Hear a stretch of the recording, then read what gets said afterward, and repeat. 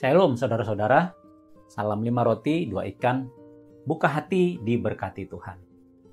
Devosi kita pada kali ini dalam menyambut Paskah tahun ini mengambil topik kedengkian hati, racun bagi jiwa. Nah, sebelum kita merenungkan firman Tuhan, mari kita berdoa. Tuhan, terima kasih karena sekali lagi Engkau memberikan kesempatan bagi kami untuk merenungkan sebagian dari firman-Mu di dalam rangka mempersiapkan hati kami untuk memperingati kematian dan kebangkitan-Mu ya Tuhan. Tuhan, persiapkan hati kami, berkati firman Tuhan yang akan kami renungkan, dan biarlah setiap kami semuanya diberkati oleh Tuhan, dan terlebih lagi nama-Mu dipermuliakan. Di dalam nama Tuhan Yesus kami mengucap syukur dan berdoa. Amin. Ia memang mengetahui bahwa mereka telah menyerahkan Yesus karena dengki. Mengapa para pemimpin Yahudi ingin menyalibkan Yesus? Jawabannya hanya satu. Mereka dengki pada Yesus. Saudara-saudara, dalam bahasa Yunani, kata yang diterjemahkan sebagai dengki atau iri hati itu adalah ptonos. Kata ini berarti adanya perasaan cemburu atau iri hati atas keberhasilan atau kesuksesan seseorang. Karena itu, kedengkian itu tidak suka melihat orang lain sukses atau bahagia. Kedengkian justru ingin melihat orang lain itu gagal atau menderita. Saudara-saudara, kadang-kadang saat kita melihat orang lain sukses, kita ingin bisa seperti dia. Nah, akibatnya kita jadi belajar dari dia, bekerja dan belajar keras seperti yang dia lakukan. Kalau yang ini sering juga disebut dalam tanda petik nih ya, iri hati yang positif. Kita ingin sukses seperti dia. Kita ingin berkompetisi dengan dia. Tapi dengan cara-cara yang positif. Dan akhirnya itu justru membangun kita menjadi semakin baik. Nah, kata petonos ini bukan iri hati yang positif itu.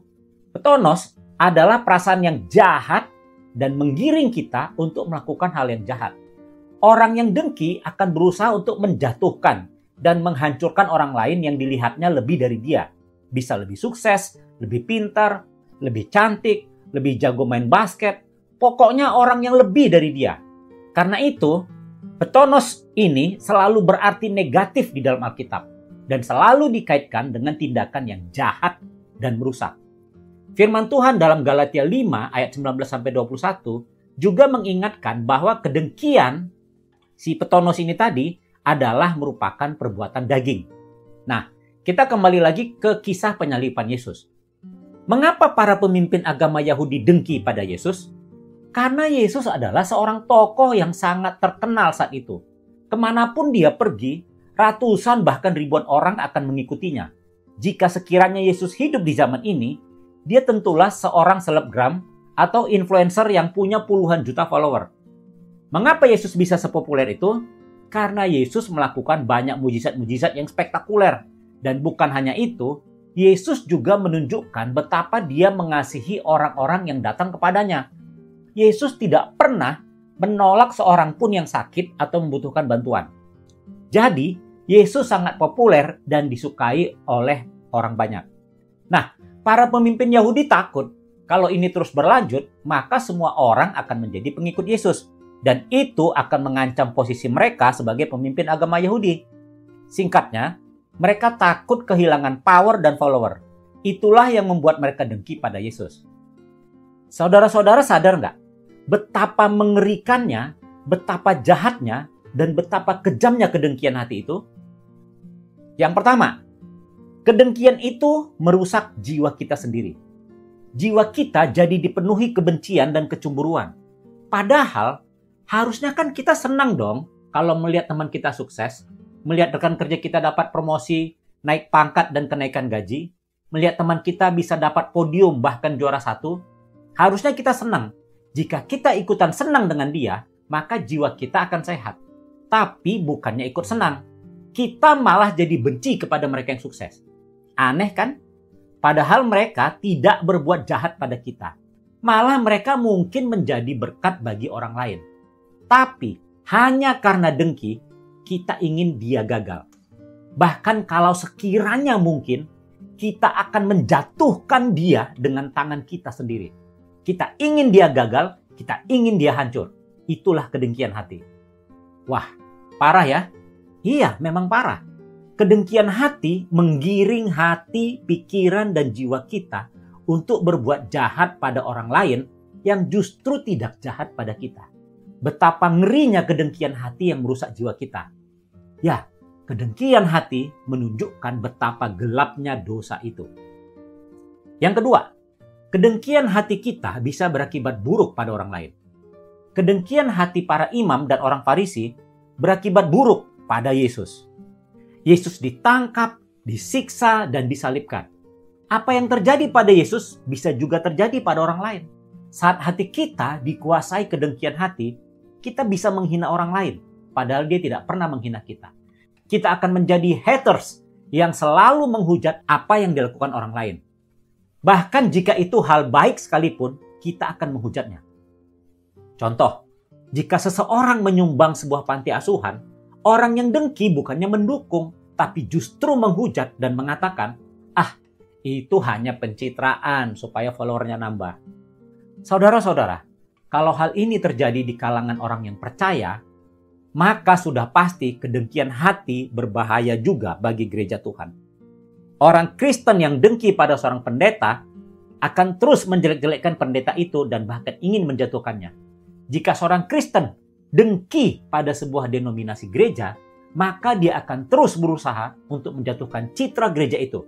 Atau seorang Kristen yang dengki dengan saudara seimannya akan terus berusaha menjatuhkan dia. Bahaya sekali kan? Sesama anak Tuhan yang harusnya saling bergandengan tangan untuk membangun kerajaan Allah, karena kedengkian hati justru jadi saling menjatuhkan. Itulah bahayanya kedengkian hati. Yang ketiga, kedengkian hati bisa merusak hubungan kita dengan Allah. Orang yang cemburu, iri hati, dengki dengan orang lain akan sibuk protes pada Allah.